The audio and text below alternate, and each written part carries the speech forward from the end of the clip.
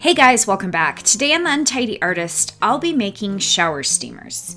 A shower steamer is pampering aromatherapy for your shower. So it works a lot like a bath bomb does, but obviously instead of putting it in the bathtub, you're putting it in your shower. The way that you use a shower steamer is you place it on the floor of the shower where water can easily get to it, and the water activates the steamer, and the steam carries the scent from different essential oils that are in the steamer throughout your shower. I started making these a couple of years ago when my husband got a really bad cold. I looked for something that would help relieve some of the symptoms from having a cold, and I found shower steamers. And so I made some and they were awesome. And then I decided to start selling them in my Etsy shop, and I added some other fragrances, and they instantly became my bestseller in my Etsy shop. So I thought it would be fun to show you guys exactly how I make these. So if you want to use them and sell them yourself, go for it. If you just want to make them for yourself, awesome. I'm going to give you all of my tips and tricks. I have literally made thousands of these little shower steamers, and I've learned a lot along the way. The first thing you'll need is some baking soda. I like to buy mine in bulk from Costco. You'll need some citric acid, and it's the citric acid and the baking soda mixed together that creates our fizzing action. You'll need some kaolin clay. I like to use white kaolin clay, and I'll put links for all this stuff in the comments below. And then for our liquid ingredients, you'll need some fragrance. Now, I've kind of mixed together my own in this. You can use any type of fragrance you like. I really like using essential oil and fragrance oil blends. They're my favorite. I will put a bunch of suggestions below in the comments. You will need some 91% alcohol, and I like having it in pour form and in a spray bottle. And you'll need some Polysorbate 80.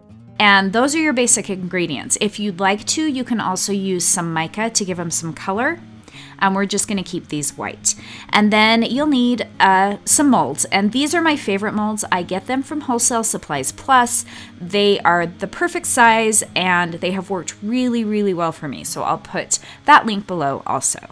You will need a scale to keep all of your measurements accurate. And then you'll need some things from your kitchen. So I have a big mixing bowl here. Just a glass Pyrex mixing bowl. I have a spatula, a big wire whisk, a small wire whisk, and a spoon. You'll need a big bowl to mix everything in. I'm going to be using my KitchenAid stand mixer to make these. I find that just works the absolute best. I'll be using my paddle attachment. If you don't have a stand mixer, I'll give you some other options for how to make these. You'll also need a mesh strainer. And that's it. So let's make some shower steamers. So the first thing you're going to do is you're going to take your big mixing bowl and your mesh strainer, and you're going to put it on the scale and then tare the scale. So you're zeroing out the weight that you just put on the scale. Then you're going to measure in your baking soda. Now, I always double my batches because I make so many shower steamers. So the batch I'm making today is a doubled version, so I'm pouring in 32 ounces of baking soda. And the reason you use the strainer is to get all of the lumps out. Usually there's a few more lumps than that, but you want your shower steamers to be nice and smooth in texture, and the strainer helps with that. Then you're going to measure in 4 ounces of your kaolin clay. So first you do the baking soda, the next step is the kaolin clay. And then once again, I'm using that strainer to just help break up any clumps and give us a nice smooth texture for our shower steamers. Now, if you were adding mica at this point, this is the step where you would add it. So we want all of our dry ingredients mixed together. So you'd want to put in your mica with your baking soda and your white kaolin clay, and then you want to mix it really, really well. So I go back and forth between my wire whisk and my spatula, and what I'm doing is I'm making sure that all of the dry ingredients get mixed together. So you want to make sure that you're scraping the bottom of the bowl and really, really breaking everything up and just mixing it all together for a nice smooth consistency. Then go ahead and set that aside, and now I'm going to grab my glass measuring cup, and I'm putting the strainer on the cup. I'm putting those both on my scale. I'm tearing it out, so I'm zeroing it out, and I'm going to measure my citric acid into this bowl. And you can see I have lots of clumps in my citric acid, so that mesh strainer really helps to break those up. And as soon as I have all of that measured and all of the clumps broken up, I'm going to set my citric acid aside. We are not going to add this to our mixture until the very end, and I'll explain more about that when we get to that step, but just go ahead and set that aside. So we have all of our dry ingredients mixed, measured out at this point, and now we're going to measure out our liquid ingredients. Now in this little cup, I already have my fragrance oil blend. Once again, you can use any type of fragrance oil for this. I will put some suggestions below, but I already have that part measured out. To that, I'm going to add my 91% rubbing alcohol and my Polysorbate 80. So I'm putting that all in with the fragrance oil, and I'm going to use my small whisk and give it a really good stir so that that's nice and combined.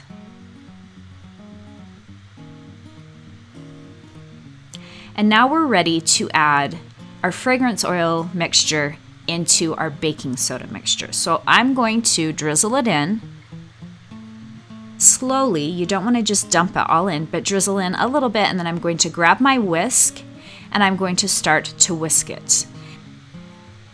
You can see I'm just mixing it together with my whisk, and then I will alternate back and forth once again between my spatula. So I'm just taking this rubber spatula and I'm really trying to mix in all of the liquid ingredients into my dry ingredients. So you can see those clumps where it's a little bit wet from the fragrance oil. You want to make sure that that's mixed together really well.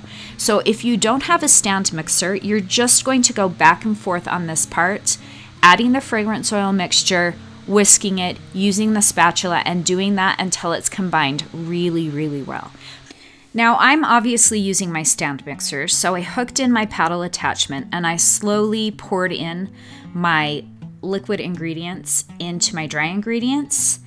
And once I had all of my liquid ingredients in there, I grabbed my whisk, kind of stirred it a little bit, and then I'm going to use my spatula to really make sure that all of the ingredients in the bottom of the bowl get mixed in.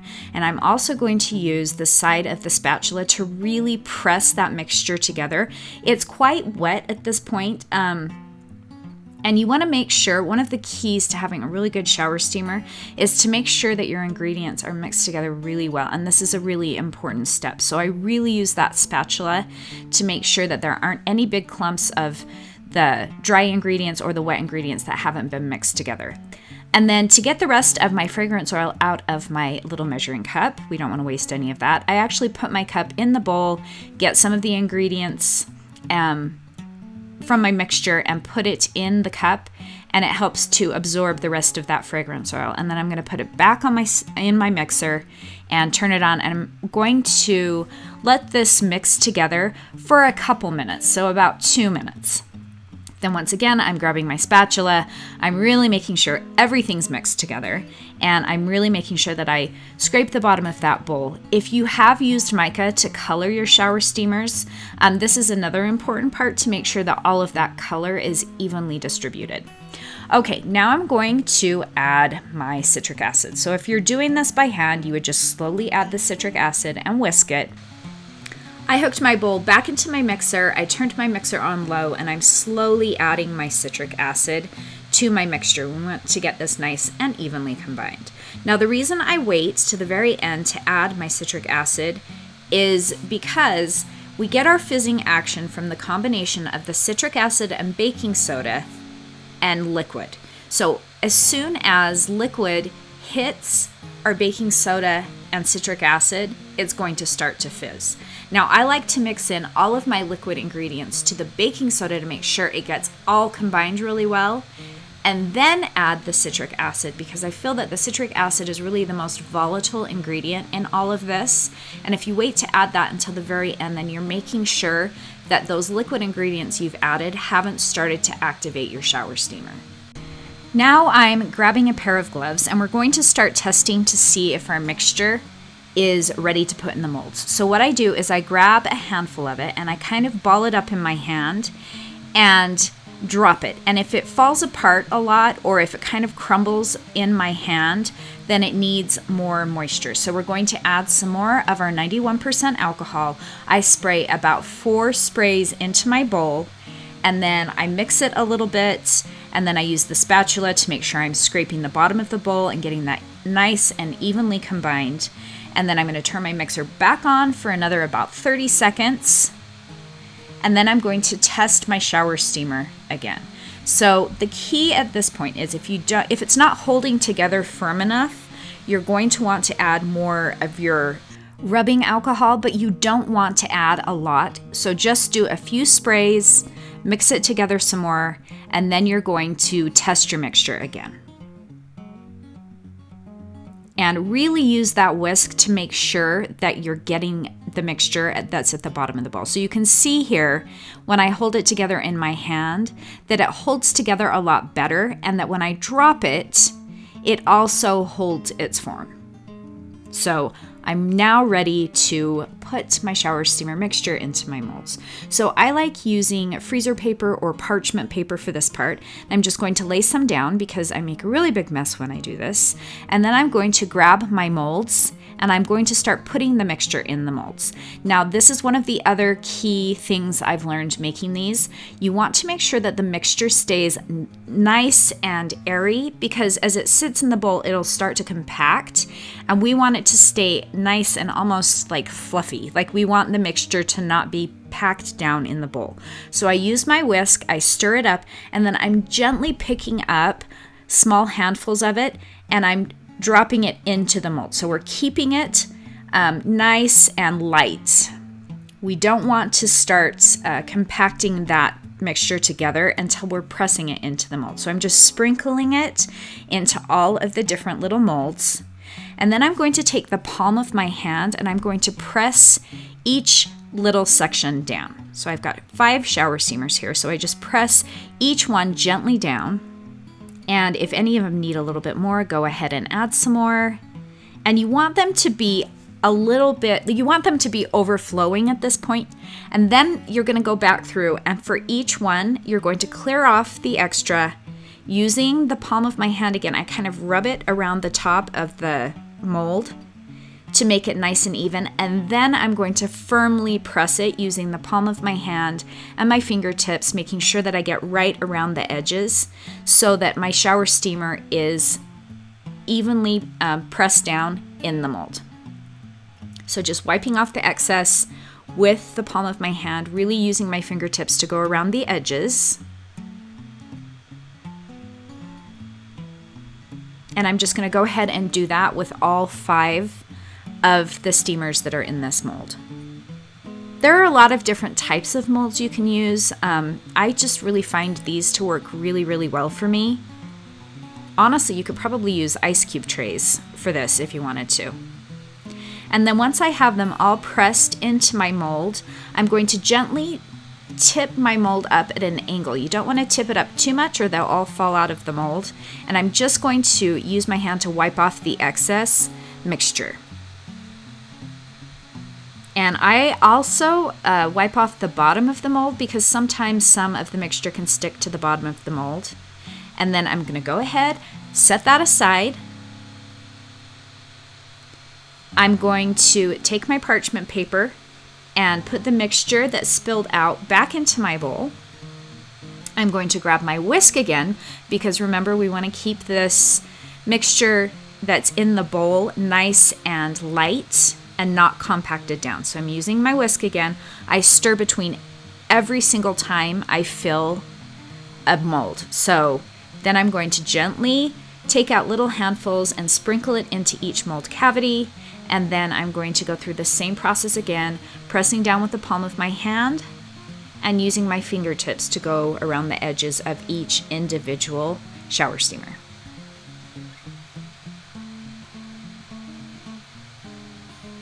One of the things I learned doing these is if you get your mixture too wet, when you unmold them, if they're still a little bit wet, they'll crack, and it can also start activating that fizzing action. If you don't get them wet enough, then they're super crumbly. They both work in your shower just fine. Because I ship mine, I like to make sure that they're really nice and firm so they don't fall apart in the mail. So I do get my mixture as wet as I possibly can without going overboard so that they crack. And so honestly, this takes a lot of practice. There are so many factors that play into this, especially where you live, the humidity level. Sometimes on really sunny days, my shower steamers work out a lot differently than if it's a really rainy day. So the moral of this story is be patient. A lot of figuring this out is just practice. And believe me, I messed up enough of these that I definitely have learned along the way. You can also use the mixture. If it doesn't work out perfectly for you, set it aside and you can sprinkle it in your bathtub, or even just sprinkle some of the crumbled mixture in the bottom of your shower. That works really well also. So I'm going to go and I'm going to fill all of my molds. And when I double my batch, I make anywhere from 30 to 33 of the shower steamers. And then I let mine dry overnight because I want them to dry completely in the mold. I feel like they come out easier and I have a lower chance of them cracking. So I'm going to take a cutting board, I'm going to line it with some parchment paper, and then I put that on top of my mold, and then I flip the mold upside down, and they should pop right out. So these have dried for 24 hours and they are nice and perfectly shaped, and they're nice and hard, and so they won't fall apart if I decide to mail them. And you can see how gorgeous these turned out. I love this mold because I think the lotus flower is so pretty. And I went ahead, I unmolded all of them. I like to let them dry for another maybe 12 hours and then package them right away so all of that yummy fragrance doesn't start to lose its oomph. And that's it, guys. You're all set. You have shower steamers. I hope you found this tutorial helpful. I debated a lot about giving up my secrets because it did really take me a long time to get to this point. But I love the shower steamers, and I was excited about all the things I learned, and I thought it would be really fun to pass that knowledge on to you. So thank you guys so much for watching. If you have any comments or questions, post those below. I would love to hear how your shower steamers turn out. I am planning on posting more shower steamer tutorials in the future of specific shower steamers I make, such as I have a really great one for headaches that I love. So I'm planning on posting more of those. If you haven't already subscribed, please do. That would be awesome. Give this tutorial a thumbs up if you liked it. You can check in the comments below for all of the tools used in this tutorial, as well as the recipe. And that's it, guys. Thank you so much for all of your support, and we'll see you next time.